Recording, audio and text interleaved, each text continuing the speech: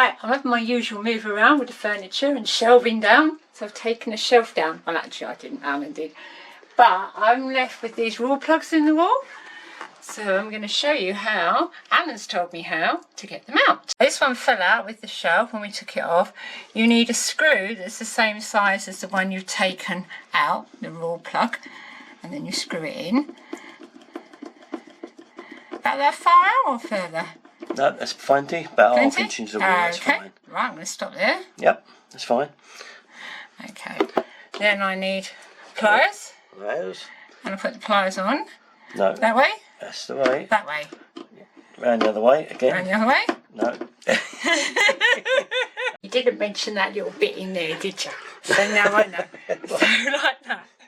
Right, what about the wall though? You give me a rag. Right, well use a rag behind it. Oh golly. That's Oh, it. fingers and thumbs. Protect the wall so don't To get any... protect the wall, it needs painting. However, let's do it properly. Right about that, that's it. And now what do I do? Pull it towards you. Towards me? Yep.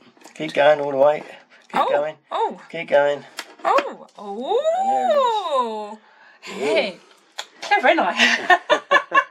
That's the way. There's nothing in